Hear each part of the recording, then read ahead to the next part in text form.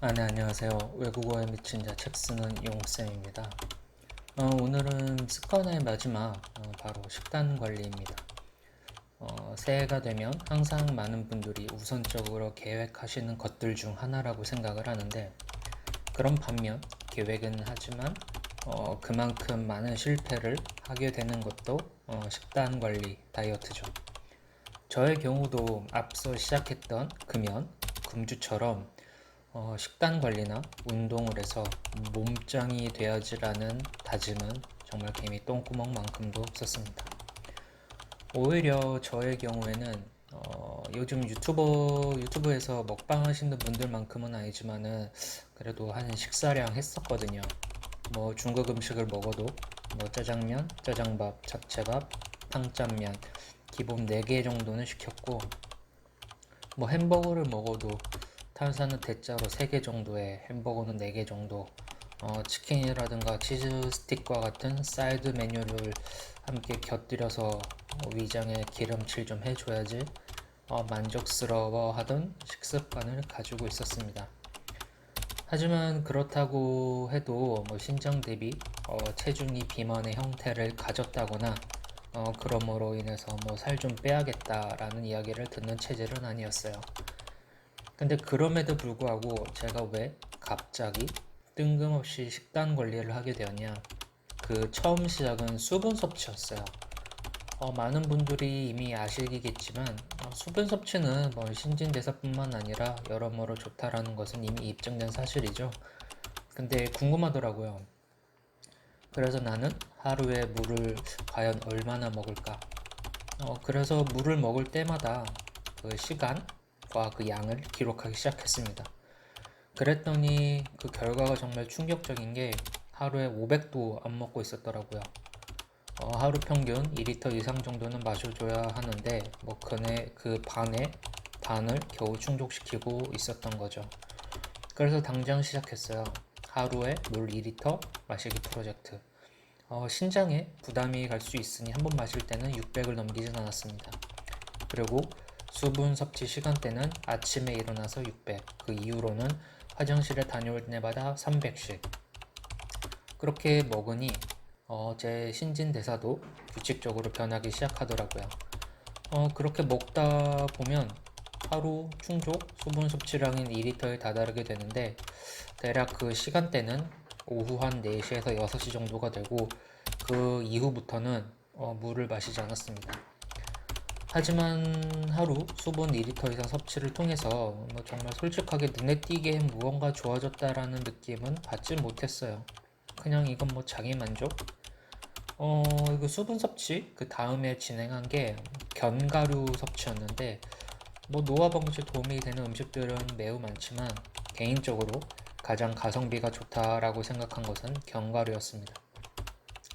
일반 남성 기준 자신의 몸무게만큼의 견과류를 섭취하는 게 적당하다고 하더라고요.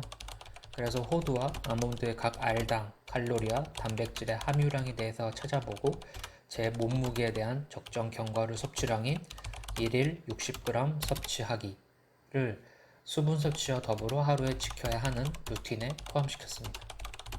그러다 보니 제가 먹는 음식들 모두에 대한 영양 성분들이 궁금해지기 시작했고, 인터넷에 있는 정보들을 토대로 엑셀 파일을 만들어서 정리했습니다.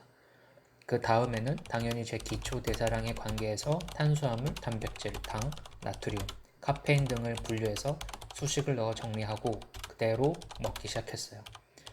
결론부터 말씀드리면 제 기초 대사량에 근거한 하루 섭취해야 하는 음식은 200g의 햇반에 3분의 1, 두부 2분의 1모, 브로콜리 100g, 스팸 5분의 1 조각, 멸치 100g, 얼갈이 된장국, 계란 후라이 1개.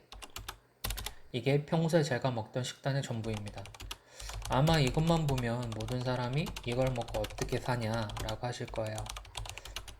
하지만 여기서 사람들의 맹점이 하나 있었어요. 스팸이라는 인스턴트 음식이죠. 인스턴트는 암을 유발하는 성분들이 함유되어 있을 뿐만 아니라 많은 양을 섭취했을 시에는 간의 기능을 저하시킬 수도 있다. 다시 말씀드리면 많은 양을 섭취하지 않으면서 그 식사의 만족도를 높일 수만 있다면 그 어떤 것이든 먹어도 된다라는 반대의 논리가 성립하게 되는 것이었습니다. 제가 먹는 음식 중 가장 고칼로리의 음식은 믹스커피, 치킨, 몽실통통이에요. 이야기만 듣는다면 다이어트에 대해서는 절대 양립할 수 없는 음식들이라고 생각하실 텐데 믹스커피 한 봉당 함유된 설탕량은 5에서 6g, 탄수화물은 9g. 치킨은 무조건 순살로 먹으면서 단백질이지만 탄수화물이자 기름에 튀긴 고칼로리 음식이기 때문에 5조각 이상은 먹지 않습니다. 그리고 마지막 몽실통통 한 봉당 총 칼로리는 170kcal, 함유된 단백질은 2g, 탄수화물은 15g, 설탕은 8g. 근데 정말 재미있는 사실은 이 모든 것을 다 먹어도 하루 총 섭취 칼로리량이 1100을 넘기지 않는다는 거예요. 그리고 하루 적정 섭취 탄수화물, 단백질, 지방, 카페인, 당 등 모든 영양 구성의 비율에 절대 어긋나지 않는다는 것입니다. 그리고 저는 이 영상을 편집하고 있는 지금도 달달한 믹스커피를 마시면서 즐겁게 일을 하고 있고요. 이러다 보니 자연스럽게 간헐적 단식을 하게 되었고, 근데 알고 보니까 제가 하는 간헐적 단식이 제일 하기 어렵다는 16:8 방식으로 하고 있었더라고요. 사실 간헐적 단식이 뭔지도 그 종류가 뭐가 있는지조차 관심 없던 사람이었는데 만약 식단 관리나 다이어트에 관심 있는 그 어떤 분이 이 영상을 보고 계신다면 이것 하나만 명심하시면 됩니다. 음식의 양만 조절하면 된다. 좀 극단적으로 표현을 한다면 음주도 상관이 없다라는 이야기입니다. 가장 쉽지만 어렵게 느껴질 수 있는 부분이죠. 때문에 전 본인이 평소에 먹는 음식들을 전부 영양소별, 칼로리별로 엑셀화시켜 관리를 해야 할 필요성을 강조하고 싶습니다. 혹시 지금 내가 어떻게 내가 먹는 음식 전부를 이런 걸 수십 걸고 언제 엑셀하고 정리하냐 라고 생각하고 계시지 않으세요? 저도 처음엔 그랬어요. 너무 무모하다. 근데 실제로 이걸 적어 내려가다 보니까 엄청 많지는 않더라고요. 사람 사는 게 다 똑같지 않을까요? 처음에 조금 귀찮지 한번 만들어 놓으면은 매우 오랫동안 유용하게 활용될 거고, 이 식단 관리법은 수분 섭취와는 다르게 바로 반응이 오더라고요. 일단은 몸이 굉장히 가벼워집니다. 제 3자의 제 어머니의 말을 인용해 보자면 뱃살이 거의 없다고 하실 정도니까. 사실 간헐적 단식이 힘들면 그 식사 횟수를 늘려도 상관은 없어요. 근데 그렇게 되면 회당, 식사당 섭취하는 칼로리 양이 너무 낮아져가지고 오히려 식사에 대한 만족도를 충족시키지 못하고 오히려 그로 인한 보복성 폭식으로 변질될 수도 있습니다. 단순히 칼로리에 근거한 단순히 식사량을 줄이는 방법으로 식단 관리를 하면 영양학적으로 불균형으로 인해서 역효과가 날 수도 있으니까 저는 2시에서 3시 사이에 간헐적 단식을 추천합니다. 일단 포만감을 높이기 위해서는 혈당 수치를 상승시켜야 돼요. 아마 이런 이야기들은 들어보셨을 겁니다. 양치를 해라, 아니면 물을 마셔라.